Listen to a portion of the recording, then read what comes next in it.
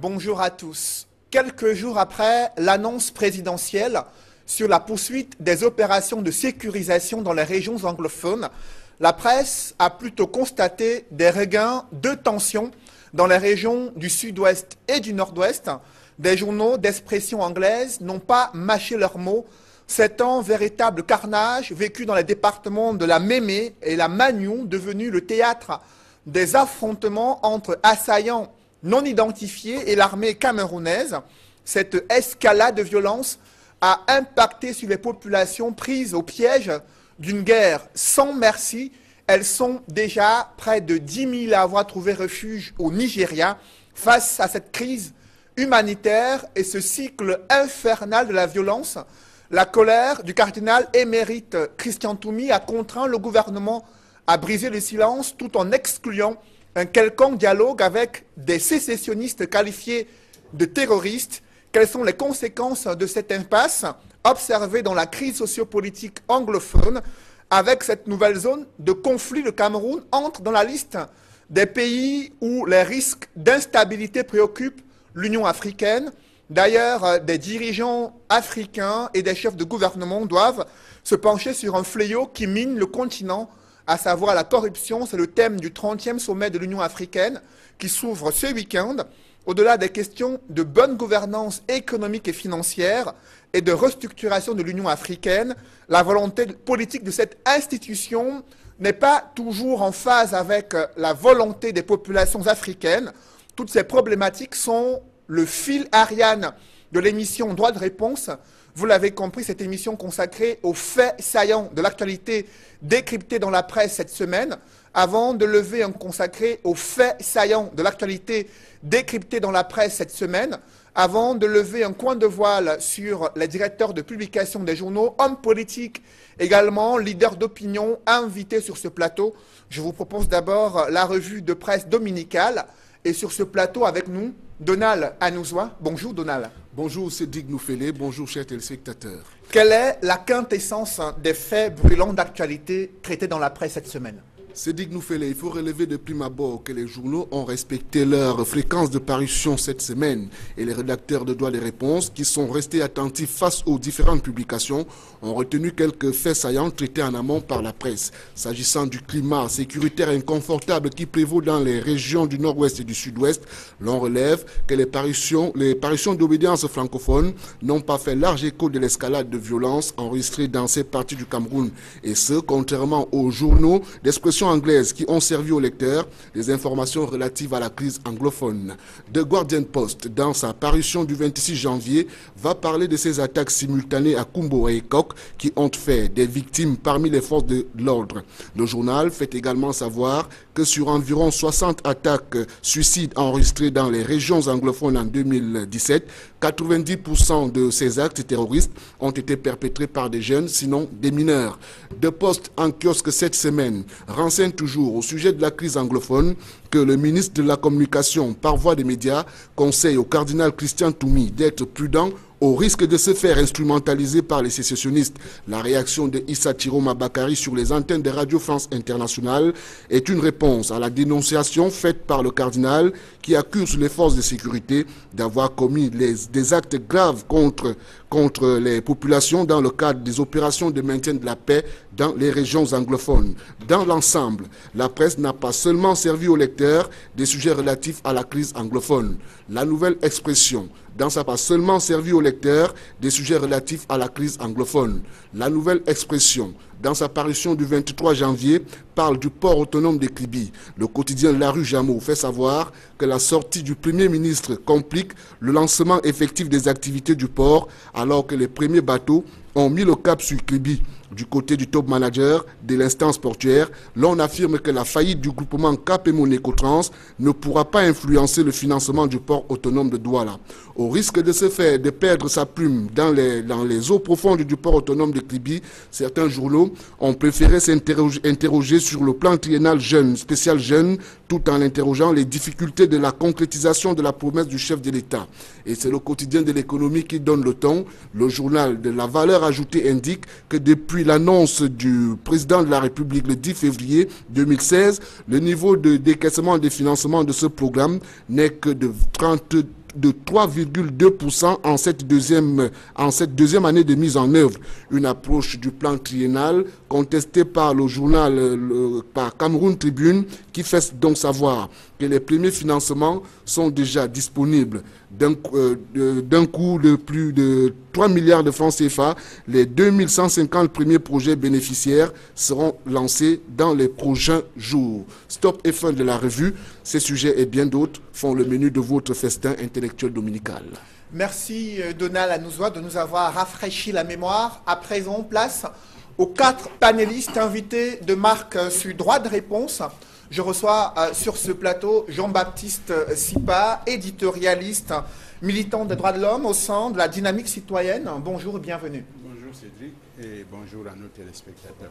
Également présent sur ce plateau, Faustin Dikam, directeur de publication du journal La Tribune d'Afrique. Faustin, bonjour. Bonjour Cédric et bonjour à tous nos copanélistes. Bonjour aux millions de téléspectateurs qui nous écoutent. C'est toujours un plaisir pour moi d'être. Bonjour à tous nos copanélistes. Bonjour aux millions de téléspectateurs qui nous écoutent. C'est toujours un plaisir pour moi d'être invité à Droit de Réponse. Et le troisième panéliste sur ce plateau, Aïssi Bessala. Bonjour.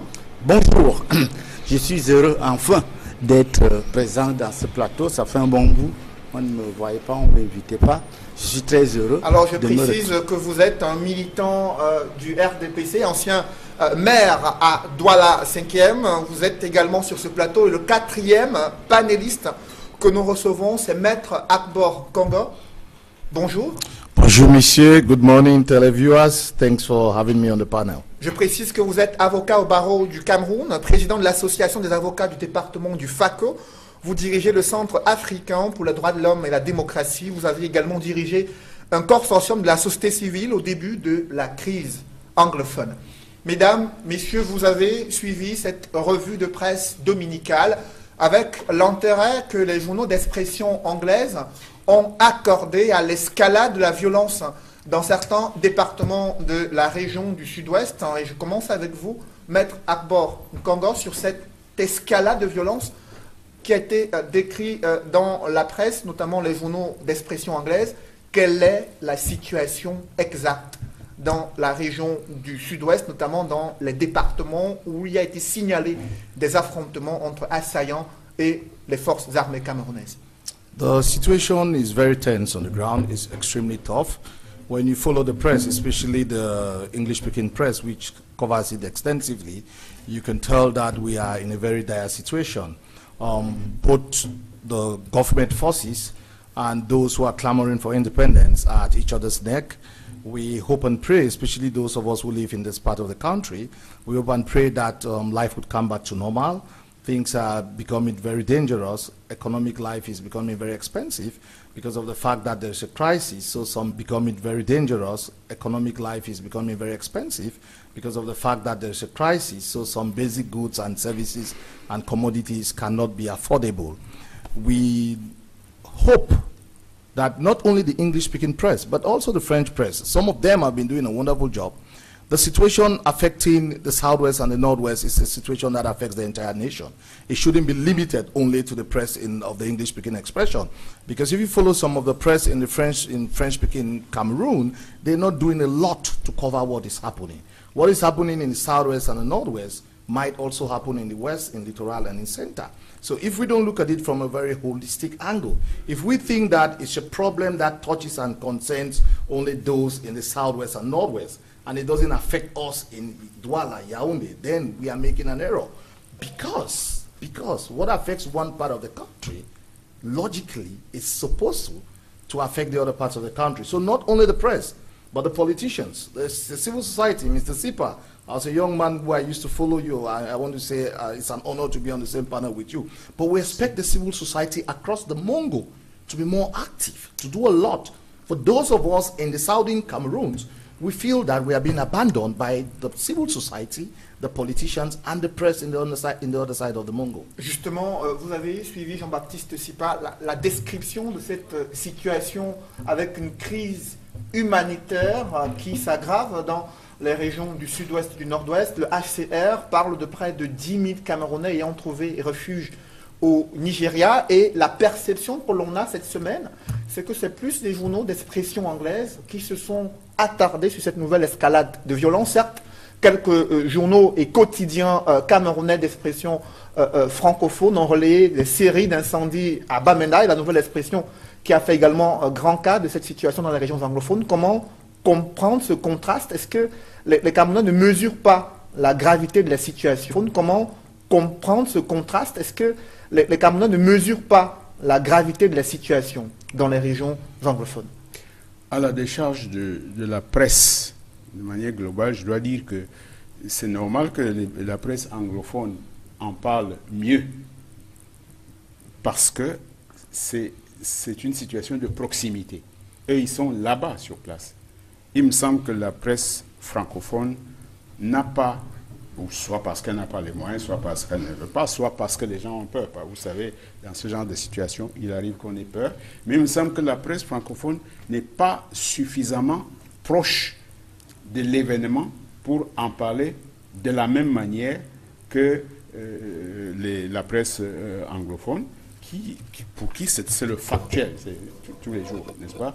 Mais ceci n'empêche pas à la presse francophone quand même de faire des analyses, même à partir d'autres journaux. Je suppose que la presse francophone sait lire la presse anglophone, et comme il n'est pas interdit de relayer son confrère ou de l'écouter, je pense que la presse francophone devrait faire un meilleur effort pour aller en profondeur dans l'analyse de ce qui se passe là-bas, en informer les Camerounais et même influencer le gouvernement. Parce que dans cette crise-là, le vrai problème de fond, c'est que depuis le départ jusqu'à aujourd'hui, le gouvernement camerounais semble prendre des choses un peu de haut.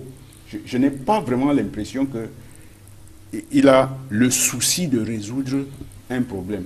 Et ça se ressent aussi dans l'attitude des personnes qui, de ce côté, du côté francophone, ne sont pas toujours informées. L'information ne circule pas. Je crois que vous avez entendu lors du discours du chef de l'État le 31 décembre, je crois que vous avez entendu lors du discours du chef de l'État le 31 décembre, après les commentaires qui ont suivi, vous avez entendu un ministre d'État camerounais avouer que même les mesures qui ont été prises pour répondre aux revendications des corporatistes ou corporatistes des anglophones n'ont pas été publiées, n'ont pas été diffusées. Alors, c'est exactement la même chose avec ce qui se passe sur le terrain. On n'est pas informé. Nous savons très bien qu'il y a des Camerounais qui sont à l'extérieur. Le HR parle de 10 000 personnes. Les organisations de la société civile qui sont sur place parlent de 42 000 personnes qui sont à l'extérieur du Cameroun. Et là, on ne parle pas de ceux qui ont fui, qui se sont déplacés à l'intérieur, qui vivent dans les églises bâtiments, et dans les forêts, parce qu'ils ne peuvent plus rester chez eux. Toutes ces choses-là ne sont pas relayées ici. Les gens ne sont pas informés. Et c'est donc normal que la réaction soit mitigée. Justement, sur le théâtre de cette crise anglophone, le chef de l'État avait annoncé la poursuite des opérations de sécurisation des régions du nord-ouest et du sud-ouest. Faustin Ndjikam, est-ce que ce regain de tension observé dans le nord-ouest et le sud-ouest remet en cause l'option militaire choisie par le gouvernement? Tout à fait. Pardon. Je pense que j'ai écouté très attentivement l'intervention de mon ami Maître Congo, et c'est toujours douloureux, n'est-ce pas, pour un journaliste d'apprendre qu'il y a eu encore des morts d'hommes de cette manière-là, qu'il y a eu des gens qui ont dû quitter leur pays pour un autre pays parce que les conditions ne leur permettent plus de vivre là. On n'aurait pas dû arriver à ce genre d'escalade si nous avions été tous sérieux. Quand je parle de tous, je parle du gouvernement. Si nous avions été tous sérieux. Quand je parle de tous, je parle du gouvernement, je parle de ceux qui sont à l'avant-garde de cette crise, et je parle aussi de nous-mêmes, les journalistes. Je voudrais d'emblée lever d'abord l'équivoque pour dire que je ne suis pas d'accord qu'on parle d'un problème anglophone. au Cameroun. Moi, je dis, ce problème, c'est un problème qui concerne les compatriotes d'un coin de notre pays, donc qui est un problème qui nous regarde tous. Lorsqu'on dit problème crise anglophone, on a l'impression que nous autres, nous sommes hors de cette crise. Mais la perception au centre de l'opinion, non, écoutez, je vais vous dire, indifférence vis-à-vis de cette situation que vivent les Camerounais dans cette partie du pays. Effectivement, ce que vous dites, c'est vrai. Mais le problème, c'est que ce qui a été posé comme revendication par certaines corporations, je crois la corporation des avocats et des enseignants, n'est pas différent des problèmes que nous posons ici dans la zone anglophone, dans les zones francophones de nos conditions de vie. Il ne faut pas confondre ce genre de problèmes posés dès le départ à des problèmes que les indépendantistes derrière le SNC ont toujours posés. Vous savez que les indépendantistes anglophones ont toujours posé ce problème depuis les lendemains des signatures des accords sur la réunification. Donc moi je pense que c'est deux problèmes différents. Et les revendications corporatistes sont venues juste mettre un peu du feu à ce que les sécessionnistes de cette partie de notre pays mettaient en pratique depuis un certain nombre d'années. N'oubliez pas que depuis, même avant qu'on en arrive à parler de décentralisation, avant qu'on en arrive à parler de cette crise qui va s'envenimer, les sécessionnistes derrière le SNC étaient toujours d'astreinte. S'envenimer, les sécessionnistes derrière le SNC étaient toujours d'astreinte. Et à chaque fois, je crois que c'était chaque fois qu'on s'approchait du 1er octobre, il y avait toujours des manifestations. Donc ce n'est pas aujourd'hui que cela a commencé. Et je me dis que si nous avions eu une vision politique, une volonté politique qui amenait tout le monde sur la table de dialogue, on n'en serait pas arrivé à ce genre d'escalade. Justement. Et c'est pour cela que je voudrais vous attirer votre attention sur le fait que cette crise aujourd'hui, qui fait déjà beaucoup de morts et beaucoup de réfugiés, de Camerounais qui partent ailleurs, ne peut pas laisser le reste des Camerounais indifférents. Nous, par exemple, nous sommes frontaliers. Moi, je suis originaire d'un département qui est frontalier à cette zone du pays. Vous voyez, quand vous êtes dans le département du Noun, dans l'arrondissement de Bangourane, après l'arrondissement de Bangourane, vous êtes au cœur de la zone anglophone. Je crois que vous êtes là vers Kumbo, déjà. Donc ça veut dire que les francophones de ce côté, qui sont Bamoun et autres, ressentent les conséquences de cette guerre, même s'ils ne sont pas directement impliqués. C'est pour ça que je dis que c'est une guerre qui concerne tout le monde. Justement, nous devons nous asseoir. Avant qu'on arrive à l'étape des solutions concernant cette crise anglophone, Maître Agbor Congo, comment vous appréciez les opérations de sécurisation annoncées par le chef de l'État dans les régions du nord-ouest et du sud-ouest pour, en principe, selon le gouvernement, protéger les populations et préserver l'intégrité du territoire? This is a political problem, and we would only have a solution through a political solution. The military, it's difficult for the military to win the minds and hearts of the people of this part of the country. Et pour quelle raison? Because the people see the military as a force of occupation. They see the military as the oppressors. As the people see the military as a force of occupation. They see the military as the oppressors, as the suppressors and those who violate their rights. Most of them, when you go to the ground and you talk to most of the people, they have run away from their homes because of the repression by the military. That is a fact. So how would this same military win? Mais le gouvernement estime que les forces de l'armée camerounaise sont là pour protéger les populations, pour neutraliser les assaillants et non pour aller à l'encontre. Vous pouvez protéger la population, n'est-ce pas? Mais aussi tu dois faire ça dans une manière que tu dois respecter les droits de l'homme.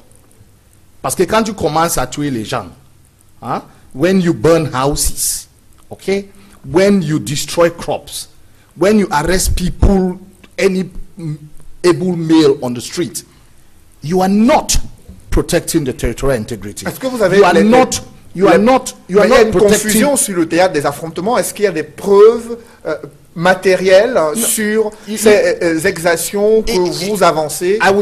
It's just the same. I would ask you if you have any proof that the killings are done by those clamoring for independence. If you've been on the ground, and I have been on the ground, I've been to the regions, I mean, in the Umojok area, you talk to people, I have people recorded, I have video where I've spoken to people, that they are complaining. I'll give you an example.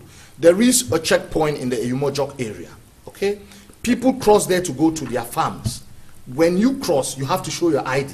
Somebody goes to his farm, going to his farm with his ID. He misplaces his ID. He gets to that checkpoint, he's arrested. Or he has to pay money. You antagonize the people. The forces of law and order are supposed to be there to protect the people. But what they are doing, they are terrorizing the civilian population. And when you terrorize the people, how do you expect these very people to come back when you tell them to come? That is the more reason why we need to involve the civil society. We need to look at this problem from a very holistic angle. It's not just about the military. Yes, there might be a military component. We need to look at this problem from a very holistic angle. It's not just about the military. Yes, there might be a military component of it. But you need to ensure that to win the minds at heart, this is a political problem and we need a political solution to the problem. Justement, Aïssi Bessala, vous qui êtes militant du RDPC, est-ce que le président de la République s'est finalement trompé de stratégie en choisissant, en privilégiant l'option de sécurisation de ces régions anglophones, vu l'impact et l'influence que ça a sur les populations? J'ai suivi des mots par-ci, par-là, mais j'ai retenu le mot guerre. Quand il y a guerre quelque part, il y a quelqu'un qui a commencé. Et surtout, quand il s'agit de pays, c'est un pays qui est attaqué et ce pays est obligé de se défendre. Dans ce cas, si on revient en arrière, les forces de maintien de l'ordre n'ont pas commencé à tuer entre griffes les gens. Non. Et personne, y compris le cardinal, n'a jamais dit que arrêtez, vous tuez les gens chez moi, vous jetez des bombes dans des écoles catholiques. Il n'a jamais dit ça. Mais lorsque l'armée régulière du pays réagit pour protéger l'intégrité de notre territoire, protéger les biens et les individus, c'est en ce moment-là que les gens de bonne volonté disent qu'on tue les gens. Il faut cesser ça. Le Cameroun est une république reconnue par le monde. Et là où il y a les terroristes, on ne fait pas ce que nous faisons. C'est-à-dire, personne ne voit pas que les terroristes ne sont l'ami de personne. Et ne peuvent s'arrêter que s'ils trouvent un mur en béton plus puissant que ce qu'ils font. Alors, ne faisons pas que c'est la blague. Non. Les terroristes, le mot est déjà dit. Nous avons encore des terroristes qu'on appelle Boko Haram. Nous avons encore des terroristes qu'on appelle Boko Haram. Nous voyons comment ils agissent. Quand cela commence à être dompté, tout de suite, c'est d'autres terroristes qui sont des sécessionnistes qui veulent diviser le pays en morceaux. Et on fait comme si c'est un jeu. L'armée, le chef de l'État, a le droit de protéger les frontières, de protéger les biens, les individus. Je ne vois pas autre chose. Justement, l'armée qui vient protéger les populations et préserver l'intégrité du territoire, c'est le discours du gouvernement, c'est l'option choisie par le président de la République, mais Jean-Baptiste Sipa, les tensions persistent et la violence continue de connaître une recrudescence qui inquiète l'opinion nationale. Défendre l'intégrité du territoire, sécuriser les populations, c'est ça la double expression utilisée par le gouvernement dans cette situation. Pour défendre l'intégrité du territoire, il faut qu'il y ait un ennemi en face qui remet en cause l'intégrité de ce territoire. Si on prend ce cas de figure et qu'on considère les sécessionnistes comme ceux qui remettent en cause l'intégrité du territoire, ce sont des gens connus par le gouvernement depuis 1961. Ils se sont affirmés comme tels, ils existent comme tels. Et le gouvernement avait la latitude de 1961 à 2016 pour résoudre le problème avec eux. Deuxième volet de cette première hypothèse, si vous voulez défendre l'intégrité de votre territoire contre un ennemi, qui soit interne ou externe, la première chose, c'est de faire en sorte que ce combat de défense du territoire soit un combat de la population, un combat des compatriotes qui habitent le territoire que vous défendez. Pas seulement un combat des compatriotes qui habitent le territoire que vous défendez. Pas seulement un combat de l'armée. Parce que l'armée, en dehors de la population, n'est qu'un instrument, ce n'est pas un peuple. Ça, c'est ce que je voulais dire par rapport à ce qu'on appelle la défense de l'intégrité du territoire. Maintenant, s'agissant de la sécurisation de la population. Dans une situation où vous avez une population prise entre l'enclume et le marteau, l'enclume étant les sécessionnistes, le marteau étant la répression, les forces de l'ordre, comme on dit, aux mains du gouvernement, pour sécuriser le territoire, la première chose à faire, c'est de distinguer entre la population et les sécessionnistes que vous voulez réduire. Bon, dans le cas de figure, ce qui se passe, c'est quoi? Que ce soit dans le discours du chef de l'État ou dans le comportement des forces armées, on fait comme si toutes les populations anglophones du nord-ouest et du sud-ouest étaient des sécessionnistes. C'est pas vrai. Les sécessionnistes sont connus depuis 1961. Ils sont différents de la population anglophone. Voilà. Et la population anglophone a des revendications en matière de gouvernance. Qu'est-ce qui fait que le gouvernement choisit la facilité seulement de descendre et de bombarder, de raser tout le monde indistinctement? Justement, le cardinal... Est-ce que c'est ça l'apaisement? Le cardinal émérite Christian Toumi s'est rendu à Kumbo pour toucher du doigt la réalité de cette crise. Et selon la presse, il a condamné l'option militaire qui, selon lui, provoque un cycle infernal de violence. Pour le cardinal, le chef de l'État n'est pas informé de la réalité de la crise anglophone. Maître Akbar Congo, est-ce que vous partagez ce point de vue? Le chef de l'État n'est pas informé de la situation, raison pour laquelle il a peut-être choisi l'option militaire. S'il était au courant, il serait en train de choisir une autre option? No, you see, I am not a fan of this thing that they blame everybody apart from the president. He is the head of state. The superior subordinate relationship in international criminal law is to the effect of the president. He is the head of state. The superior subordinate relationship in international criminal law is to the effect that he has to be aware of what is going on. If he's not aware, then he has a problem as a leader.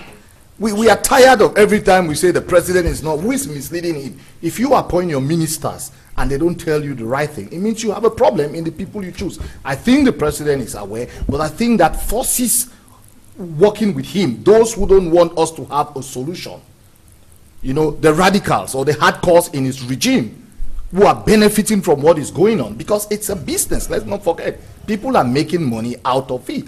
And because the belief that no inch of this territory, they don't want to lose any inch of the territory for no reason. They don't want to talk to people. And when you start having somebody on a panel who uses the word terrorist to describe people who are fighting for the rights of their people, it shows the mindset of leadership. It shows the mindset of the ruling party.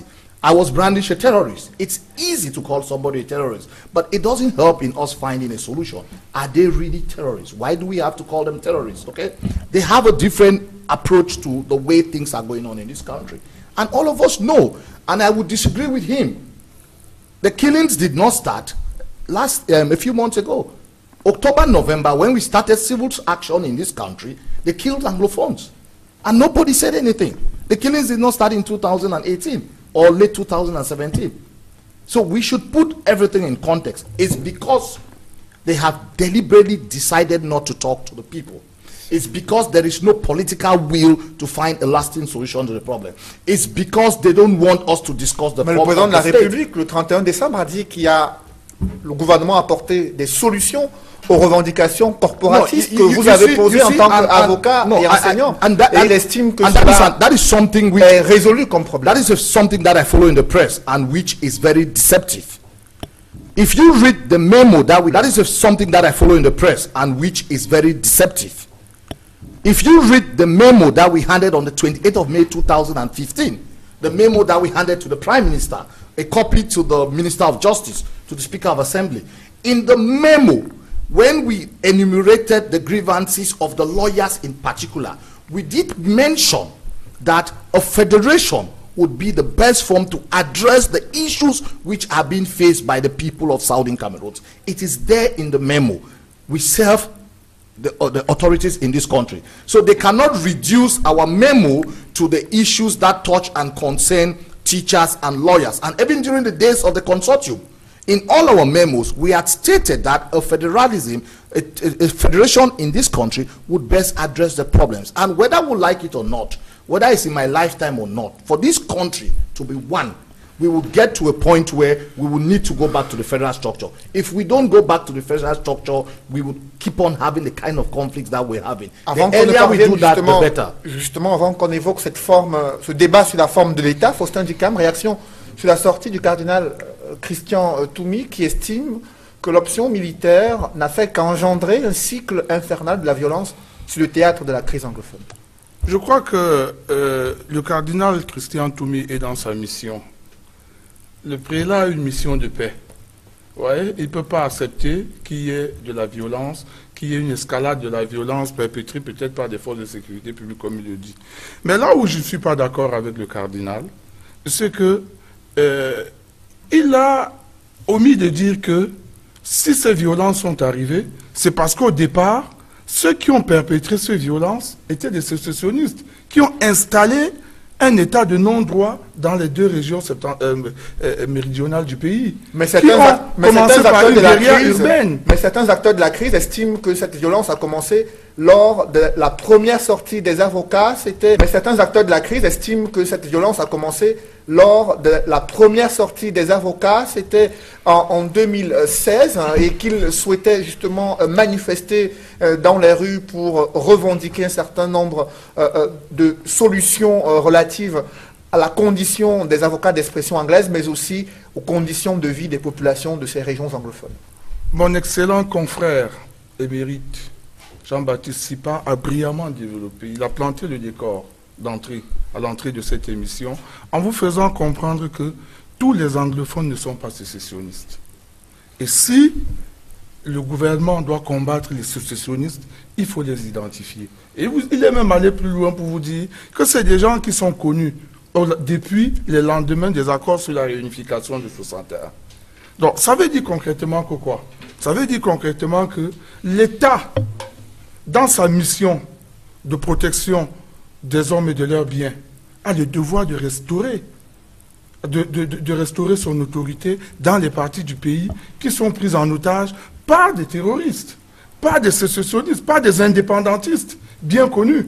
Mais il ne faut pas faire l'amalgame entre ces sécessionnistes qui veulent prendre en otage les deux régions du pays et les revendications liées à la gouvernance des anglophones.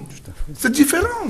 Les problèmes que les anglophones, les avocats anglophones et les enseignants anglophones ont posés sont liés à la gouvernance.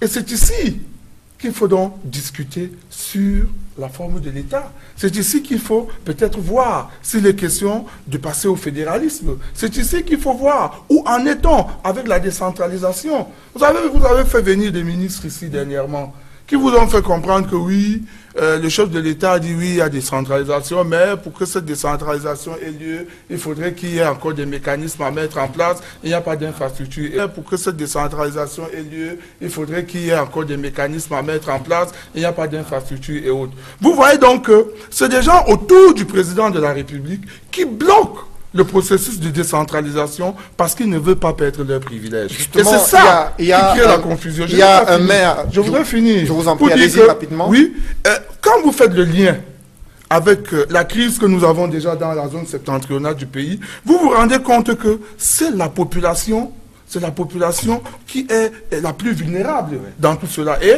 aujourd'hui, on envoie des Camerounais, et c'est ce que je veux vous donner aussi comme information ici, qui sont obligés, dans les régions qui ont été attaquées par Boko Haram, de créer des supérettes humanitaires. Vous avez entendu parler de ces supérettes qui vont être construites à l'intention des populations qui ont été aux prises avec la guerre dans ces régions du pays. Justement, au regard de cette crise humanitaire vécue dans les régions du sud-ouest et du nord-ouest, Aïssi Bessala, est-ce que le gouvernement mesure la gravité justement de cette vulnérabilité des populations prises entre deux feux, celui des assaillants séparatiste et celui de l'armée camerounaise. Je suis désolé de constater que entre les revendications professionnelles des enseignants et des avocats sont mélangées avec ceux qui portent des armes pour imposer leur point de vue.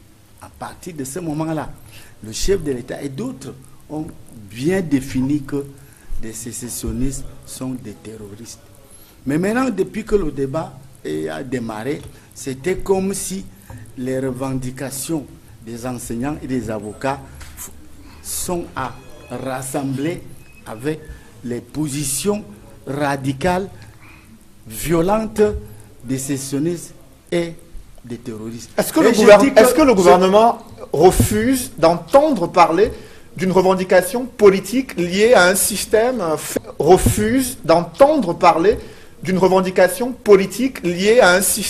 fédéral au Cameroun? Le président, le gouvernement ne peut pas faire ça. Parce qu'au Cameroun, il y a près de 300 partis politiques. Ces 300 partis politiques, ils ont des programmes différents. Sinon, ils n'en seraient pas comme ça. Donc, il y a le débat partout au Cameroun.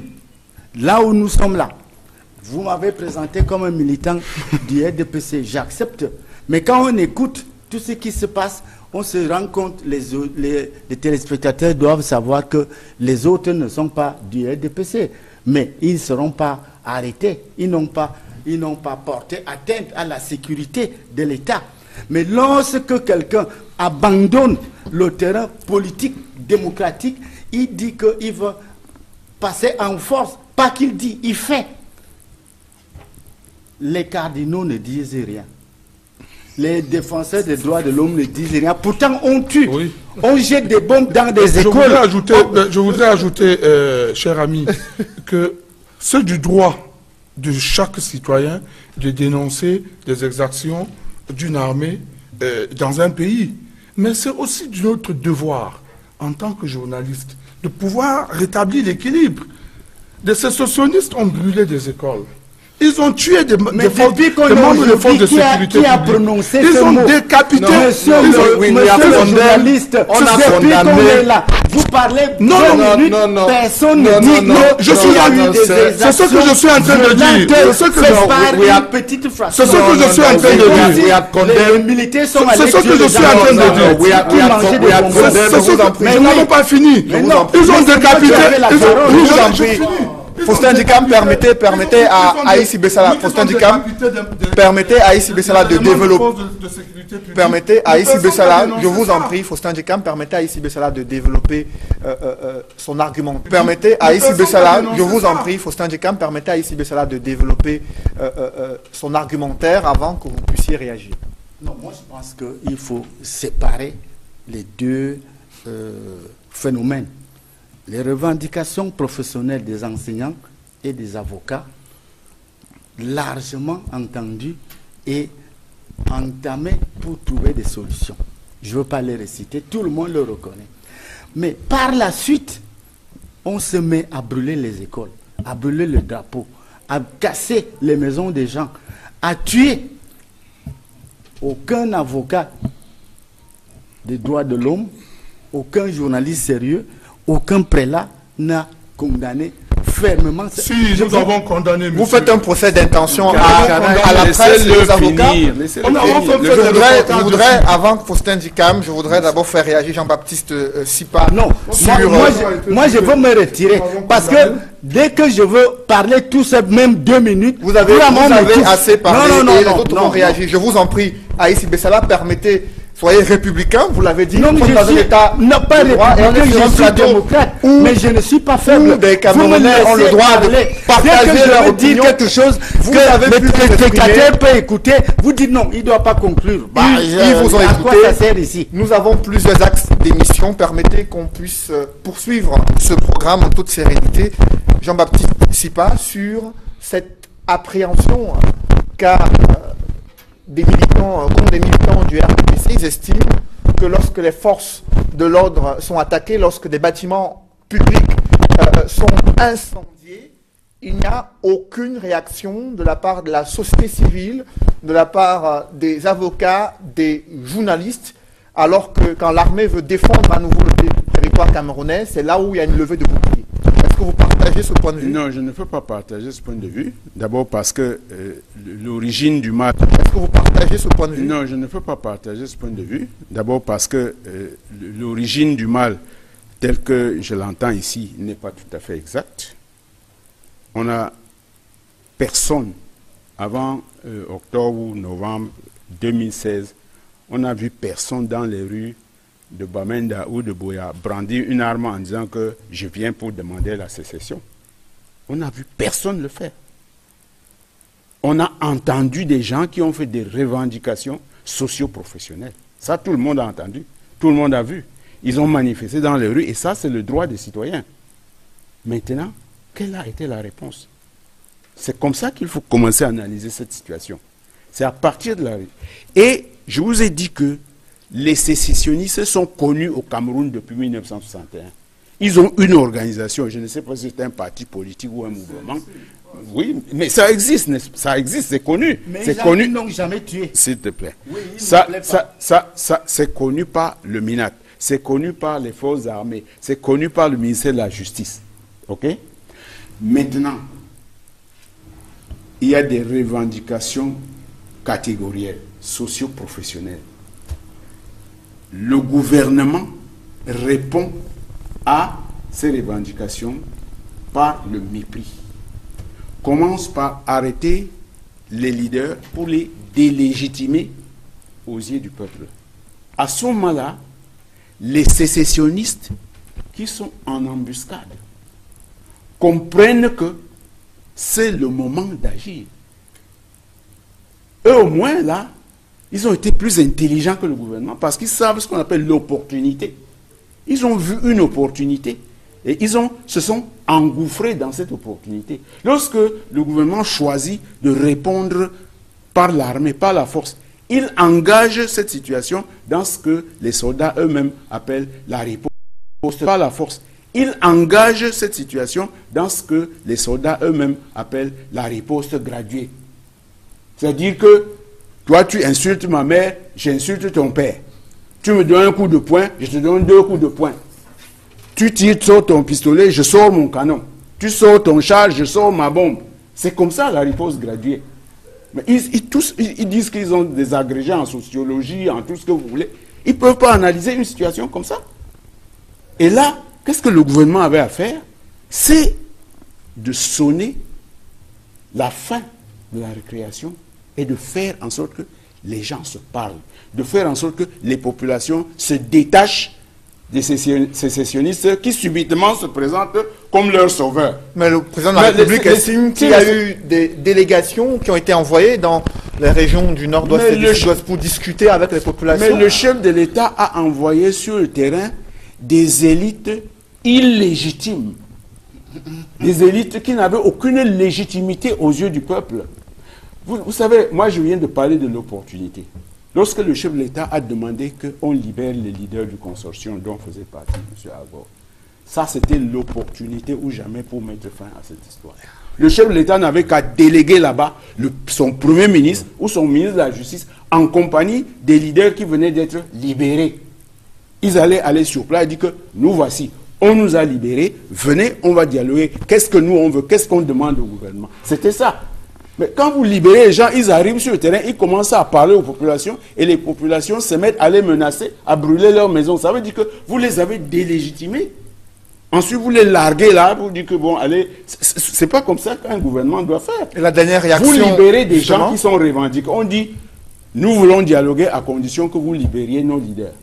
Quand vous sortez les leaders, envoyez votre propre émissaire conduire ces leaders devant leur population en disant, voilà, votre propre émissaire conduire ces leaders devant leur population en disant, voilà, nous vous avons amené vos leaders. Maintenant, asseyons-nous, parlons. Justement, le gouvernement a réagi à la dernière sortie du cardinal Toumi, son porte-parole, ministre de la Communication, Issa Tiroma Bakari, a, sur France 24, exclu tout dialogue avec les séparatistes anglophones.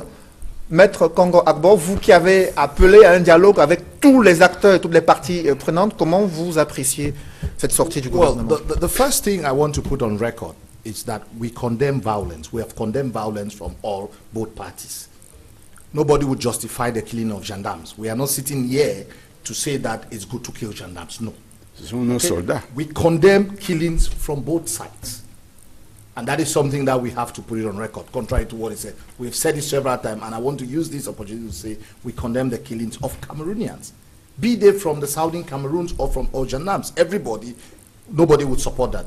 Mais qu'est-ce qui explique le fait qu'il y a eu cette radicalisation sur le théâtre de la crise anglophone? The problem is that the tension, the marginalization, the suppression has always existed, even during the days of the consortium. To be honest, the most level-headed Southern Cameroonians or Anglophone is disappointed with this country. Let's not pretend. Even some of them were in the ruling party, it's just that they cannot say it. What you see on a daily basis, you know, the way, I'll give you an example. You send police officers and gendarmes in Boya. They speak only French. They control me at night. The guy speaks in French. And I talk to him, can you just, parce que ce sont les petits choses qui comprennent en français. Ah, je parle en anglais, il parle en français, il comprend rien. How do you send him to a place when there's tension, somebody who cannot communicate? So because of a small misunderstanding, you understand, we can have a fight, which is not necessary. When you come back to somebody like Issa Chiroma, if I were to do a list unnecessary, when you come back to somebody like Issa Chiroma, if I were to do a list of the people who caused this crisis to be where it is, there is Issa Chiroma, there is Laura Eso, there's Fabien Ndongo, there's Atanganji, amongst others. Qu'est-ce que vous reprochez à ces membres du gouvernement? Pourtant, ils ont été au devant de la scène pour résoudre la crise. When the problem started, they had the golden opportunity to find a solution. When a minister in charge of communication goes on TV and says there's no Anglophone problem, you insult at least 8 million Anglophones in this country. Yeah, sure. When the president acknowledges that there's a problem, okay? When we are having a meeting with the prime minister in Bamenda, we leave Ayaba at the same time Eso and Chiroma and co are giving a press conference stating that there's no problem. If the Minister of Justice, when we submitted our memo in May 2015, had looked into that memo, had addressed the problems of the memo, we might not be where we are today.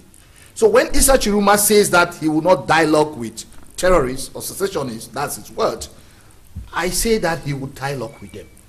We would have to talk to them. This country would have to talk to each and every citizen of his. Because you cannot sit and determine that you will not talk to a particular group of persons. Don't forget that they talked to Boko Haram. Not so? People who committed the coup d'etat, they spoke to them. Why don't you invite them? If you believe that you have a stronger case on unity, the indivisibility of the country, why don't you call everybody on the table? Sit down. We are Cameroonians, okay? Don't mind what's happening. We are Cameroonians. Can we find a holistic solution that will be good for everybody?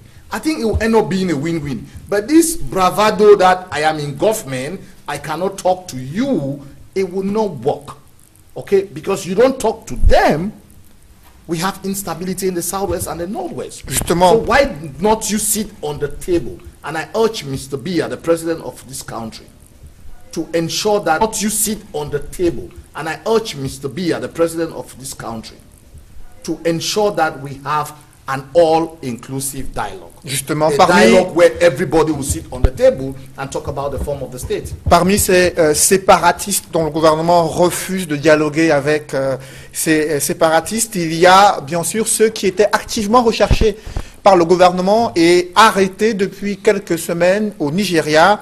Vendredi dernier, des chaînes d'information françaises ont affirmé que le leader du mouvement séparatiste, Sisiku Ayouk Tabé, et son état-major ont été escradés vers le Cameroun. Affirmation sur des chaînes d'information françaises. Faustin Dikam, vous qui êtes introduit dans le sérail, vous qui êtes journaliste d'investigation depuis de nombreuses années au Cameroun, quel crédit accorder à cette affirmation sur l'extradition de ces leaders ambazoniens? Il y a beaucoup de précipitation dans cette information. Le gouvernement, ni le gouvernement nigérian, ni le gouvernement camerounais n'a dit de façon officielle que Sissoko et ses comparses ont été extradés pour que cela fasse l'objet des analyses ou d'une information relayée par des médias sérieux. Non, je pense que nous devons continuer à respecter les canons de notre profession. Le recoupement qu'on fait dans cette affaire montre bien que ces gens n'ont jamais été extradés sur le Cameroun. S'ils avaient été extradés ici, nous le saurions, vous et moi. Parce que nous avons des méthodes de notre profession pour le savoir.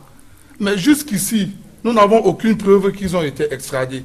Et je vous l'ai dit d'entrée, ni le gouvernement nigérian, ni le gouvernement camerounais, de façon officielle, n'ont relayé une telle information. Donc pour moi, comme journaliste, je continue à penser qu'ils sont au Nigeria. Justement, cette information concernant l'extradition des leaders... Je continue à penser qu'ils sont au Nigeria. Justement, cette information concernant l'extradition des leaders du mouvement ambazonien arrêtés au Nigeria il y a quelques semaines alimente les conversations au Cameroun. Jean-Baptiste Sipa, comment vous réagissez face à ces chaînes françaises qui affirment qu'ils ont été extradés au Cameroun?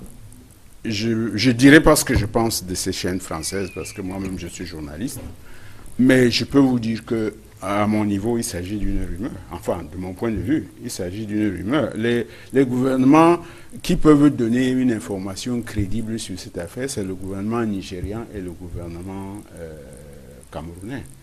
Bon, et je ne suis pas certain qu'il y ait des accords d'extradition signés entre le Cameroun et le Nigeria.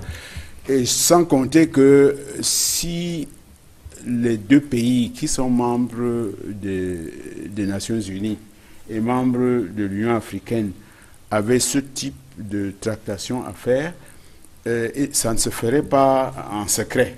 Ben, si ça se fait en secret, ça veut dire que c'est déjà autre chose.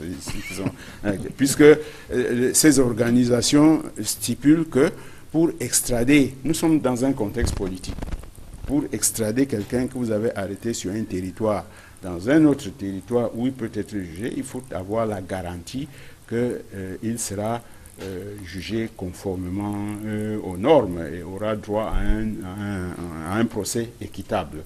Donc il y a des conditions qui sont posées. En tout état de cause, si les deux gouvernements ne font aucune annonce, nous devons considérer ça comme une rumeur. Mais je voudrais que tu me permettes de revenir en arrière sur une chose, sur la réponse que M. Tchiroma donne au cardinal Toumi. Quand M. Biya laisse Issa Tchiroma donner ce type de réponse, ça veut dire que M. Biya, contrairement à certains Tchiroma, donner ce type de réponse, ça veut dire que M. Biya, contrairement à certaines choses que j'entends dire ici, est d'accord avec cette fausse analyse de la situation qui veut absolument imposer aux Camerounais que les anglophones, le LES là, c'est un article, en français on dit que c'est l'article défini universel. Donc il n'y a pas d'exception. On veut nous dire que tous les anglophones du Cameroun, au moins ceux qui résident dans cette partie-là, parce qu'il y en a dans toutes les parties du Cameroun aujourd'hui, sont des sécessionnistes. C'est ça, le gouvernement camerounais affirme, urbi et orbi, que tous les anglophones sont sécessionnistes. Parce que c'est à ça que renvoie la déclaration de M. Issa Tchiroma. Donc, il faut les écraser tous pour préserver l'intégrité de notre territoire. Alors, ce territoire doit être habité donc finalement par qui? Il ne faut quand même pas qu'on prenne tous les Camerounais chaque jour comme ça pour des petits-enfants. Et puis quand on veut tout le temps nous dire que le président a été trompé, mais le président c'est le chef. Qu'est-ce que le chef fait? Le chef ordonne, le chef contrôle, le chef sanctionne. S'il ordonne, vous ne faites pas ce qu'il dit. Au moment de contrôle, il s'en aperçoit, il faut qu'il vous sanctionne en vous enlevant.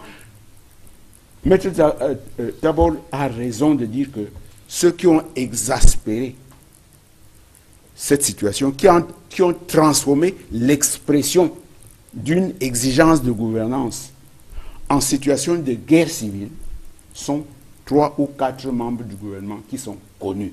Justement. Donc certains avaient même sous leur coude toutes les revendications, tout le catalogue des revendications des anglophones. Ici, Bessala, sur cette situation concernant les régions anglophones, avec ces informations non officielles sur l'extradition des leaders ambazoniens anglophones, avec ces informations non officielles sur l'extradition des leaders ambazoniens qui est attendue par certains au sein du gouvernement comme une victoire, comme une nouvelle étape dans la neutralisation des assaillants séparatistes. Comment pensez-vous qu'on peut sortir de cette impasse observée dans cette crise anglophone? Je crois que Dieu est avec nous. Parce que si les cuves qui contiennent le carburant à Douala avaient sauté quand les terroristes avaient tenté de faire exploser cela, on n'allait pas être ici en allant à gauche, à droite, au lieu de voir exactement où il y a des problèmes. Les revendications professionnelles, c'est dans la démocratie, c'est normal. Mais lorsque on pose des bombes, pas n'importe où, dans des écoles, nous menons ce débat comme si c'était rien. Je suis stupéfait. Et on se contente de se mettre à la place des spécialistes de la sécurité, c'est-à-dire des soldats qui ont été formés. On leur donne des leçons de stratégie, comment on lutte contre des terroristes. Je suis encore stupéfait. Tout ce que je peux dire est que je ne suis pas un spécialiste de la défense de la sécurité.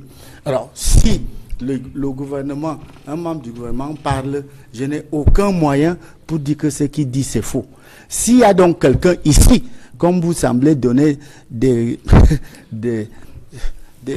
leçons à tout le gouvernement, mais que quelqu'un nous dise où ils sont. Les gens qui ont animé et qui animent une bande de terroristes pour tuer, on fait ce qu'on fait là. On s'amuse avec qui? Je vous dis, si les cuves qui contenaient des carburants sautaient à Douala, même ici, tout allait partir. Hein. Comment mettre fin à cette crise? Le gouvernement a choisi l'option de sécuriser les régions du nord-ouest et du sud. Sécuriser les régions du nord-ouest et du sud. Partir. Hein. Comment mettre fin à cette crise? Le gouvernement a choisi l'option de sécuriser les régions du nord-ouest et du sud-ouest. On voit qu'il y a plutôt une crise humanitaire. Non, c'est toi qui dis. Hein. Moi, je ne vois pas la crise. C'est le HCR qui dit avoir enregistré près de 10 000 Camerounais qui ont trouvé refuge au Nigeria, essentiellement des enfants, parmi lesquels des garçons et des jeunes femmes qui sont exposées à une situation alimentaire qui est assez difficile selon le HCR. Comment mettre fin à la crise, selon vous, Aïssi Bessala? Comment on met fin à 45 000 Nigérians qui sont dans des camps de réfugiés au Cameroun? Comment on fait? Est-ce que c'est les 10 000 Camerounais supposés qui sont à l'extérieur, qui sont des êtres humains et on doit se plaindre pour eux? Mais les 45 000 Nigérians qui sont dans des camps ici depuis longtemps, qu'est-ce qu'on fait de ça? Et je repose la question. Qu'il y a des Camerounais qui ne vont pas à l'école dans les régions anglophones, qu'il y a des activités économiques qui tournent désormais au ralenti. On parle aussi de cela. Comment apaiser les tensions dans ces régions? Devant les terroristes, il ne peut pas avoir de dialogue. Les terroristes, c'est des gens qui ont choisi la voie radicale, violente. On ne peut pas se mettre dans une salle avec les terroristes. Peut-être même la bombe va sauter là. Aucun pays du monde qui est confronté à ce phénomène des terroristes, ils n'ont jamais fait des concessions dans une salle avec les terroristes. Les terroristes n'accepteront jamais. Donc je crois qu'il ne faut pas faire semblant. Si nous voulons que la démocratie au Cameroun continue, l'année 2018, c'est l'année des élections. Il faut que les gens préparent les élections, que les gens s'inscrivent, qui poussent les citoyens à s'inscrire sur les listes électorales. Et ceux qui sont les meilleurs défenseurs du peuple, le peuple va les choisir. Et il y aura une solution. Donc pour vous, défenseurs du peuple, le peuple va les choisir. Et il y aura une solution. Donc pour vous, c'est les élections qui doivent déterminer la solution à la crise anglophone? Non, j'ai dit que la crise anglophone qui est dans l'aspect de violence, des terroristes, il n'y a que l'armée qui peut répondre. Justement, Maître Akbor Congo, face à cette pensée d'Aïssi Bessala sur les tensions dans les régions anglophones, il faut être intraitable, aucune négociation avec les assaillants séparatistes qui ôtent la vie aux Camerounais et qui, selon lui, causent la plupart des exactions dans ces régions anglophones. Moi, je suis choqué pour entendre un cadre de RDPC dire des choses comme ça. 10 000 Camerounais sont au Nigeria et tu dis que ça ne sert à rien parce qu'il y a 80 000, 40 000 Nigériens ici dans le camp réfugié au Cameroun. Ce n'est pas la même chose quand même. Nous sommes des Camerounais et nous, on doit être sérieux. There are 10,000 people. It's a large number. It's a humanitarian catastrophe. We need to find a solution. And if the solution would come through dialogue, then why don't we talk to each and everyone? When you start brandishing everybody secessionists or terrorists, like what Mr. Sipa said, do you mean that everybody in the southern Cameroon is a secessionist or a terrorist? Has the government attempted to dialogue with those who are supposedly not terrorists? Has the government attempted to dialogue with those who are clamoring for federation? The government has not dialogued with anybody in the southern Cameroon. So for them to say that they cannot dialogue with the people because everybody is a terrorist is intellectually dishonest. Who have they tried to dialogue with? Why should they not dialogue with everybody? You want a solution. There is a problem. We are facing a problem, not so. The Southwest and Northwest literally granted. It's affecting the whole Cameroon. And I'll tell him something. You know, when you follow what happened during the period of Nazi Germany, and I'll tell him something. You know, when you follow what happened during the period of Nazi Germany, there is a famous saying, they came for the Jews. I was no Jew, I did nothing. They came for the communists, I was no communist, I did nothing. They came for the Christians, I was no Christian, I did nothing. But when they came for me, there was nobody to speak for me. Today is these 10,000 refugees. Today it's in the Southwest and the Northwest. It doesn't concern you. Someday it will get to Douala, it will get to Yaoundé, it will get to your village, and there will be nobody to speak for you. We have to speak, be it Anglophone or Francophone. I am not speaking because I am an Anglophone. I think that there's a problem in this country that we need to find a solution. We need to sit on the table, hear them, listen to them. If you have a better argument, convince them that this independence that you are clamoring for is not the best. We can build a nation together, not so. We can at least start with a federation. Because the issue of decentralization, we have passed the stage of decentralization. 18 January 1996 Constitution till today. You cannot be taking us back to decentralization. Le tabou de ce dialogue politique que revendiquent les acteurs de la société civile et les hommes politiques, le tabou sur la forme de l'État que le gouvernement refuse d'entendre parler dans quel que soit le dialogue politique. Jean-Baptiste Sipa, si vous avez la même perception? Disons que, de mon point de vue, la forme, le débat sur la forme de l'État ne peut pas empêcher le dialogue social au Cameroun. Premièrement, le gouvernement, qui est un gouvernement de parti. En démocratie, le gouvernement est un gouvernement de parti. Le gouvernement n'est pas l'État. Et le gouvernement ne peut pas empêcher les Camerounais de discuter de la forme de leur État. Parce que c'est la nation qui donne une forme à l'État. Et le débat sur l'État, parce que c'est la nation qui donne une forme à l'État. Et le débat sur l'État fait hier peut changer demain. Tout dépend de la manière dont l'État évolue. Nous sommes partis de deux territoires coloniaux à une nation réunifiée. La réunification et ses institutions fédérales et fédérées, c'était une forme de l'État. On est parti de cette forme de l'État à la forme unifiée de l'État. Ce n'est pas parce que le gouvernement a pris des décisions unilatérales que ça fait loi. Normalement, c'est la nation, quelles que soient les modalités du débat, c'est la nation qui doit débattre de sa forme de l'État. Et il ne peut pas être interdit. On ne peut pas dire qu'aujourd'hui, nous sommes un État unitaire, la décision est définitive, on ne reviendra plus jamais, parce qu'on ne sait pas comment va évoluer le Cameroun demain. Vous comprenez? Donc, oui, c'est quelque chose que l'État ne peut pas nous interdire. Et ça, l'État ne peut pas, le gouvernement ne peut pas utiliser cet argument-là pour empêcher qu'il y ait un dialogue dans la société. Faustin Dikam, chef de l'État, dos au mur face à cette escalade de violence, regain de tension, va-t-il céder à ces appels à l'ouverture d'un dialogue politique? Il n'a jamais été contre le dialogue. Je crois que dans son dernier discours à la nation, le 31 décembre dernier, il a encore évoqué cela. Mais son problème, c'est qu'il ne veut pas dialoguer avec des gens qui prennent les armes contre le pays. Voilà le problème du président Biya. Et c'est ici que je dis, lorsque nous venons à une émission, nous devons apprendre à être sérieux. Les gens sont en train de mourir dans le territoire. Des forces de sécurité publique sont en train d'être décapitées. Les gens perdent leurs biens. Les gens sont déplacés. Et on vient ici là faire du cinéma. Il faut faire très attention. Nous sommes déplacés. Et on vient ici là faire du cinéma. Il faut faire très attention. Nous ne sommes pas ici pour une mise en scène. Il s'agit d'un sujet sérieux.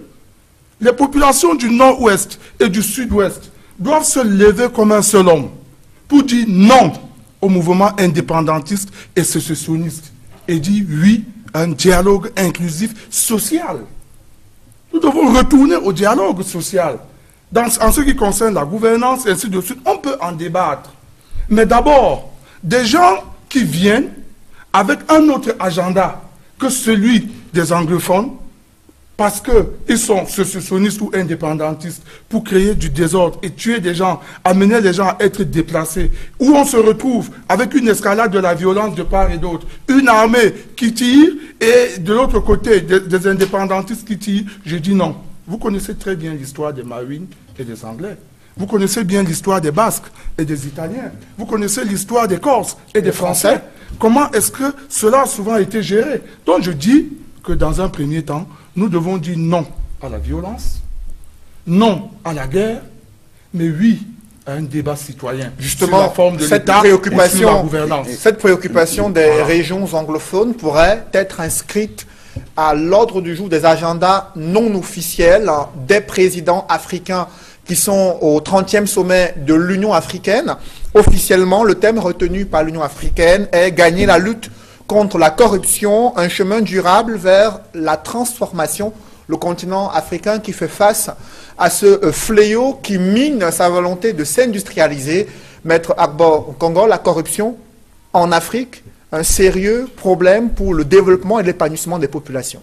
Yeah, corruption is the biggest problem that is facing the continent from all angles, political, socio-economic, and it affects the human rights, it affects elections, it affects everything. If you look at the human rights, it affects elections, it affects everything. If you look at corruption in Africa, Cameroon and all the other countries in Africa, it is the reason why we are where we are. And it's the reason why some heads of state can insult us as a people because of the corrupt practices that we have in our countries and in the continent. If the AU cannot put a stop, cannot help in fighting corruption in Africa, then we are always in a problem. I'll give you an example. If somebody is politically corrupt, he rigs an election and he goes to office. Not so. Whatever he does, it's not legitimate. Meaning that he would have to perpetuate his stay in office under corruption. And I am one of the people I've argued with, following what Professor Kale has written, that grand corruption should be elevated to a crime against humanity. Because if for example, you have £1 billion to build a hospital, and you siphon the money, and then 10,000 people die as a result of the fact that they don't have a hospital, is it different from somebody who takes up arms and kills 50 people? We need to be serious with corruption in the continent. I will bring it back into this country, Cameroon. That is the biggest problem we are facing. Right. This is a country which has endowed with natural resources, human resources. Cameroonians are one of the most intelligent people I've seen in my entire life. But look at where the country is. Everything you do, it's a kickback. The gendarmes will arrest you in Boya. They will tell you that if you don't want them to send you to Yaoundé, you would pay 500,000. And that is what they do. They extort money from the people. That is corrupt practice. You give the average person the impression that Yaoundé is an area where if he goes there, they will torture him, not so. So you pay 500,000. Imagine the number of impoverished families who are forced to pay that kind of money. Imagine the people who live in this country who cannot afford a daily meal because a minister, a DG, a director of a corporation siphons money.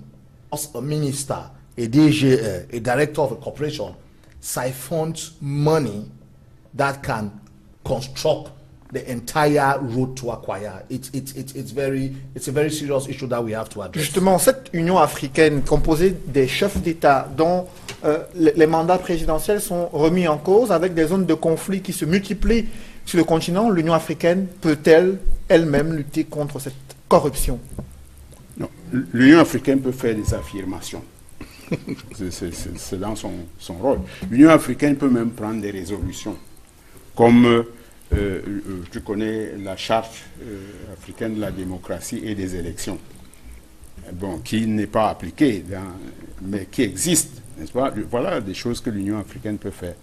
Mais c'est aux États, aux gouvernements nationaux. Ça ne sert à rien d'aller se réunir pour faire de grandes affirmations, pour condamner. Je suis sûr que si le Cameroun va à ce sommet, le Cameroun sera parmi les pays qui vont proposer les meilleures mesures contre la corruption. Mais nous sommes, je ne reviens pas sur le classement de Transparency International, comme je n'ai pas beaucoup de temps. Je vais ajouter tout simplement un exemple à ce que Maître Agbor vient de donner, pour montrer jusqu'où la corruption est la grande plaie de notre pays. Quand le gendarme vous arrête, il vous dit que si vous ne donnez pas 500 000, je vous transfère à Yaoundé. Quand vous donnez 500 000, il vous relâche. Oui. Si vous avez tué quelqu'un, si vous avez commis un crime passionnel, il dira la même chose. Et au lieu de vous faire arrêter et juger, il va prendre les 500 000 francs et il va vous laisser partir. Vous comprenez, non? Bien. Quand on a arrêté les leaders du forum, bien, quand on a arrêté les leaders du forum, nous avons bien entendu des rumeurs retentissantes qui disaient que certains d'entre eux avaient été arrêtés parce qu'ils ont refusé d'ouvrir la mallette qui était posée à côté, sur une table dans le coin. Vous ne pouvez pas nier ce genre de choses parce que vous n'êtes pas capable de prouver le contraire et vous savez que ce sont des choses qui se font. Voilà comment fonctionne notre pays en la matière.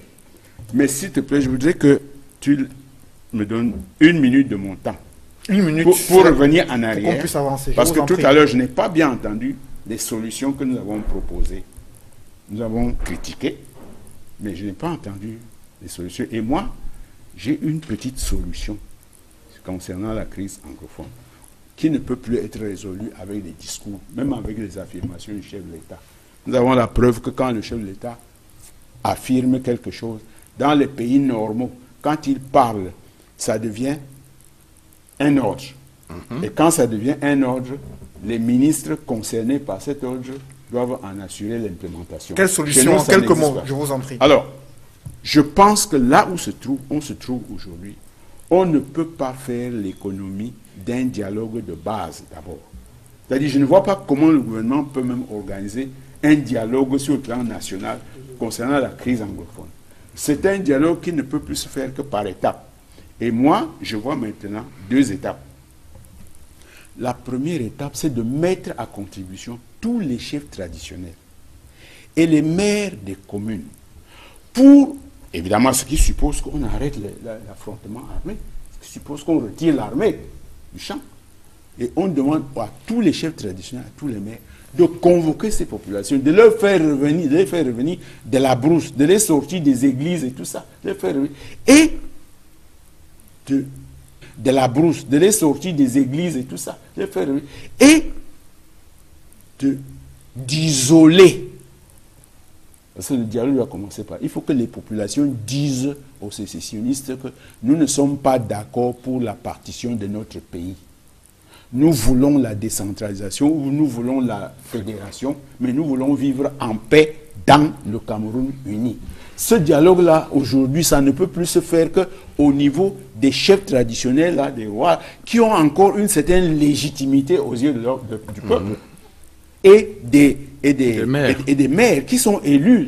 Ils sont à la base. Une fois que la situation est arrangée à ce niveau-là, les questions de gouvernance, à ce moment-là, ces gens-là peuvent envoyer des délégués pour négocier les questions de gouvernance au niveau des régions.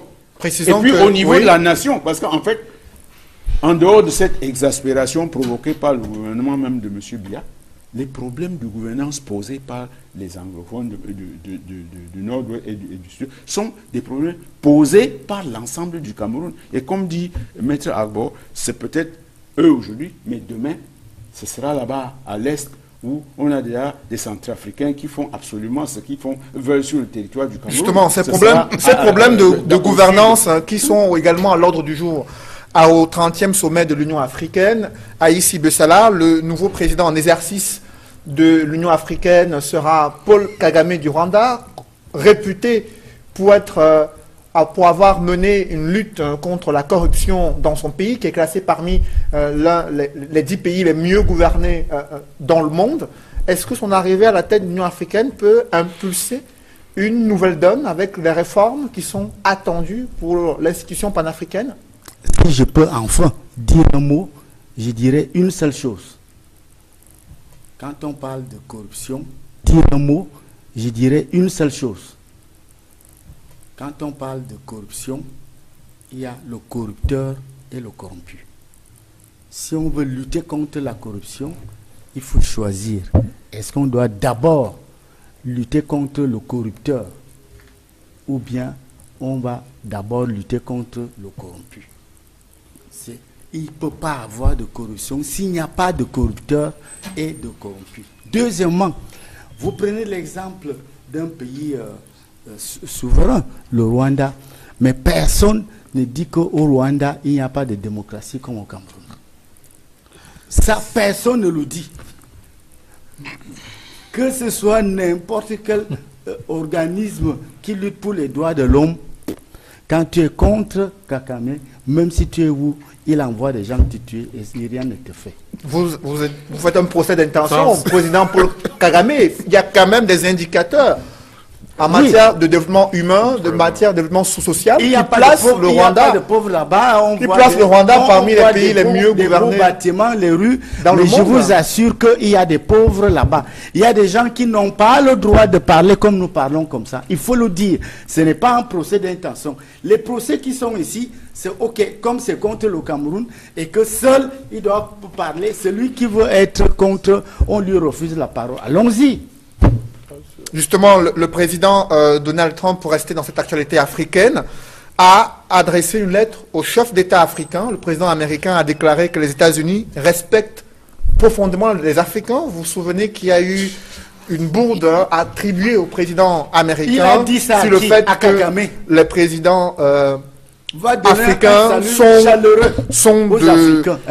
les États africains sont des pays de merde, pour reprendre ces mots. Et aujourd'hui, il adresse une lettre qui est adressée au chef d'État africain pour le 30e sommet de l'Union africaine. Une lettre qui est adressée au chef d'État africain pour le 30e sommet de l'Union africaine. Il dit que les États-Unis respectent profondément les Africains. Il a envoyé la lettre par qui? Je pense qu'il ne s'agit pas d'une lettre sincère. Ce n'est pas une lettre sincère. Ce matin, avant que je ne vienne à cette émission, je regardais... Messieurs, je disais tantôt que la lettre de Donald Trump n'est pas sincère à l'endroit des Africains. Quand je venais à cette émission ce matin, je regardais sur la toile une autre émission tournée par une chaîne de télévision américaine qui montrait que pendant la campagne de Donald Trump, il faisait la promotion du racisme. Pendant la campagne de Donald Trump, il lui est arrivé, et cette chaîne de télévision américaine montrait avec image à l'appui comment il chassait un noir et lui disait « Va rentrer dans ton pays et va chercher du travail là-bas ». Alors, s'il y a un monsieur comme ça, après les déclarations qu'il a fait, se permettre une autre lettre, c'est juste pour continuer à amuser la galerie. Je voudrais revenir sur la corruption, pour dire que au Cameroun particulièrement, la corruption est devenue un cancer social. Il me souvient qu'en janvier 1983, je dis bien janvier 1983, lorsque le président Biya accorde sa première interview au quotidien camerounais Cameroun Tribune, il disait là-dedans que la corruption était une vermine qu'il fallait combattre avec la dernière énergie. Mais 35 ans après, plus de 30 ans après, on s'est bien rendu compte qu'il a mis en place une batterie de mesures pour lutter contre la corruption. Il y a même des institutions de lutte contre la corruption qui se chevauchent. Il a même mis sur pied la célèbre opération qu'on appelle, que la presse a baptisée l'opération Épervier, où on arrête des ministres et autres gestionnaires de la fortune publique qui sont en indélicatesse avec l'argent du contribuable. Mais ça n'a pas réussi à résoudre le problème. Donc, qu'est-ce qu'il faut donc faire en ce qui concerne le Cameroun? C'est la question qu'il faut se poser. Donc, qu'est-ce qu'il faut donc faire en ce qui concerne le Cameroun? C'est la question qu'il faut se poser. Pourquoi on arrête les gens et les autres continuent à voler comme si rien ne se passait? Est-ce que c'est une question de gouvernance, c'est une question de politique publique. Justement, Maître Agbor Congo, cette malgouvernance observée en Afrique, est-ce que ce n'est pas cela qui suscite ce manque de respect que l'on a à l'endroit des Africains quand il s'agit des chefs d'État occidentaux? One of my famous lecturers, Batebison, who died, normally says, if somebody shows you his palms like this, look at what he's not showing you. I followed what Donald Trump said. It's very disheartening. I feel bad as an African. But I asked myself a question. Why would Donald Trump say that? If not of the bad governance we have in this continent, why would people be getting into the high sea to go to Italy? Why would people be enslaved in Libya? There is something that is not right in this continent. I attended a conference in South Africa organized by the AU on governance. There's a problem. If you look at Cameroon, Nigeria, Sierra Leone, Rwanda, it's a problem of bad governance. That is the bane of the problem in this continent. If you look at even at the Anglophone crisis, it's a reflection of bad governance. Corruption, bad governance. And if we don't put our house in order, the other people will always look upon us as second-class citizens. Because I don't understand how you embezzle money in your country and you probably go and build a hospital in a foreign country when you don't have hospitals in your country. Not so you embezzle monies in your country, you put it in a bank in a country where they have better roads. If we don't stop it, as Africans, nobody would respect us. And I think that we have to hold our governments accountable. Justement, we have to hold the African Union accountable. Comment l'Union africaine peut-elle mettre les pays africains sur le chemin de la bonne gouvernance? Quelles réformes faut-il activer pour pouvoir the problem with the African Union is that gouvernance? Quelles réformes faut-il activer pour pouvoir the problem with the African Union is that it's a club of old boys. Ce sont les mêmes gens. Ce sont les gens qui violent les élections. C'est un syndicat. Ce sont eux qui bouffent l'argent du pays. Donc ce sera difficile pour eux pour changer l'Afrique. We need a new mindset in this continent, meaning that we need to look at, you know, I don't have a problem with the age, but if you look at the continent, I think the biggest problem is coming from people from a particular age. So we need a new class of politicians. We need a new class of leaders in this continent who would have the love and not the love of Africa and not the lust of the world of Africa had. If you were driven by the lust of world, you would never reform the country. So I think that the new presidents that we are having in Africa, they are a bit younger, they are more African-oriented. We hope that they can midwife the African Union to be a more responsible and accountable organization for its citizens. Alors justement, comment faire émerger ce nouveau leadership sur le continent africain, Jean-Baptiste Sipa, au regard de cette volonté manifeste des chefs d'État sur le continent de se maintenir au pouvoir au-delà de la volonté des peuples, en brandissant les résultats de développement économique et social qui restent encore mitigés? La programmation des intérêts néocoloniaux a fait en sorte que nous ayons des chefs d'État non désignés par le peuple. Le système a reproduit les successeurs de ces chefs d'État et ça continuera comme ça jusqu'à ce que l'un d'entre eux atteigne un niveau d'indignation qui lui permet de dire que mon pays doit changer et qui accepte de laisser s'épanouir la démocratie, qui va permettre de laisser s'épanouir la démocratie, qui va permettre le renouvellement de la classe politique. Parce que le renouvellement de la classe politique ne peut pas se faire par décret. Et lorsque des gens décident de mourir au pouvoir. Ils ne peuvent pas permettre que le renouvellement de la classe politique se fasse quand eux, ils sont là. Parce que le renouvellement de la classe politique, dans un système de gouvernement où l'État est privatisé par les individus, fait que dès que la classe politique est renouvelée, ceux qui sont là doivent partir. C'est mécanique. Donc vous ne pouvez pas laisser un boulon se dévisser en sachant que si ça se dévisse, vous allez tomber. Voilà le problème. Et c'est comme ça dans tous nos pays, en particulier les pays francophones. Combien on a changé de chef d'État au Ghana depuis les indépendants? Le Ghana était indépendant depuis les indépendants. Combien? Enfin, disons depuis les années 90. Vous voyez combien on a changé de régime au Ghana et combien on en a changé au Cameroun. Alors, des gens qui sont au départ programmés pour défendre certains intérêts prennent goût au pouvoir, s'enracinent sur place et pensent qu'ils ne doivent pas partir. D'autant plus que la gouvernance instaurée fait en sorte que si tu pars dans des conditions normales, tu dois rendre compte. Alors, comment on peut changer? Pour changer, il faut qu'il y ait l'ère démocratie arrive. Voilà. Justement, Faustin Dikam, comment améliorer la gouvernance sur le continent africain et mettre fin à la corruption qui gangrène plusieurs pays, en particulier le Cameroun? Il faut que nous-mêmes nous apprenions à améliorer notre façon de voir le monde. C'est-à-dire que notre façon même de nous autogérer. Parce que c'est ça le problème. Nous sommes un dimanche, je voudrais répondre à cette question par ce passage d'Ecclésiaste qui dit que c'est ça le problème. Nous sommes un dimanche, je voudrais répondre à cette question par ce passage d'Ecclésiaste qui dit qu'il y a un temps pour tout. Nous devons apprendre qu'il y a un temps pour toutes choses. Il y a un temps pour gouverner et il y a un temps pour dire ça suffit et passer la main aux autres. Si nous le comprenons comme ça, simplement, les choses vont aller tout seules. Maître Aïssi Bessala, je vous en prie, sur la situation du continent, qui est un continent classé dont les pays sont les mal classés dans la liste des pays les plus corrompus, avec les questions de malgouvernance, avec un développement humain qui reste relativement bas. Comment mettre fin? Comment améliorer le quotidien des populations? Il faut profiter des espaces de démocratie, de libre expression qui existent au Cameroun pour petit à petit éduquer les gens. Je vous ai dit que la corruption a deux faces, le corrupteur et le corrompu. Vous ne pouvez pas vous acharner simplement à celui qui a reçu l'argent, vous laissez celui qui donne. Ce n'est pas une bonne lutte.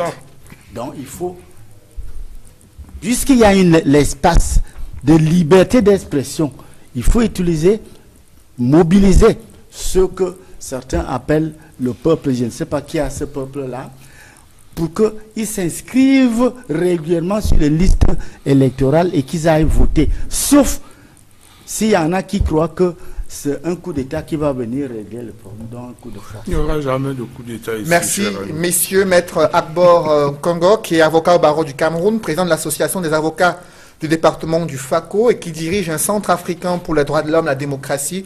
Faustin Dikam, directeur de publication de la Tribune d'Afrique. Également sur ce plateau, Jean-Baptiste Sipa, éditorialiste, et Aïssi Bessala, cadre politique du RDPC. Messieurs, merci d'être venus sur ce plateau de droit de réponse. Mesdames, messieurs, c'est la fin de cette émission. Merci de nous avoir suivis. Merci de rester sur le plateau de droit de réponse. Mesdames, messieurs, c'est la fin de cette émission. Merci de nous avoir suivis. Merci de rester sur Equinox Télévision.